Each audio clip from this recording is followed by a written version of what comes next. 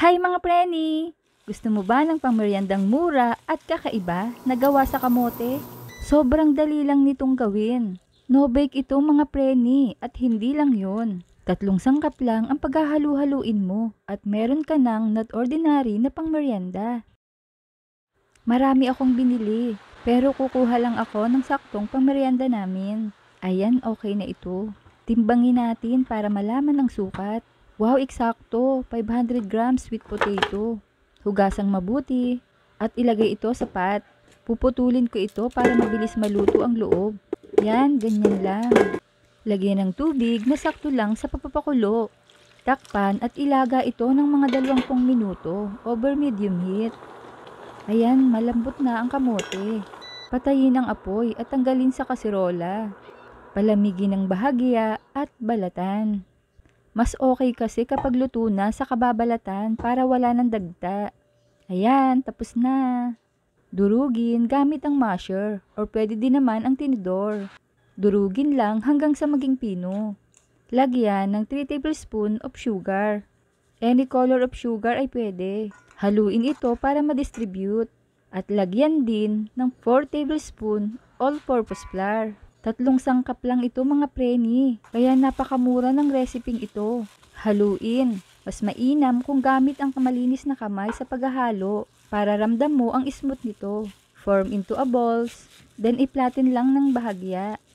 Yan, ganito lang ay okay na. Hindi kailangang i-press ng husto dahil well mashed na ito. O diba, ang dali lang. Ang kabuuang dami na nagawa ko ay 11 pieces sweet potato cake at pwede na itong iprito. Maglagay ng mantika sa mainit na kawali. Set over low heat. Ilagay ang mga sweet potato cake.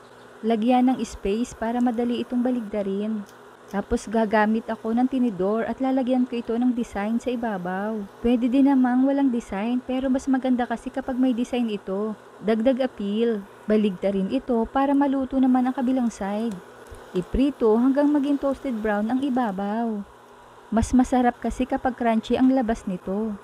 Yan. Mag-a-add ako ng mantika para sa next batch. Focus natin. Ganyan lang ang ginawa ko, simple lang naman. Ang bango nito mga preni. Maya-maya lang ay sasabihin ko sa inyo kung anong kalasa nitong pagkain. At meron akong cupcake liner. Ilalagay ko ito dito or pwede din namang hindi lagyan. Sample ko lang ito kung nais nyo ipang negosyo. Pwedeng-pwede talaga itong ibenta. Super ganda ng itsura. Ingnan nyo, crunchy outside. Tikman natin. Hala, ang sarap. Alam nyo ba kung ano ang kalasa nito? Para kang kumakain ng hopya.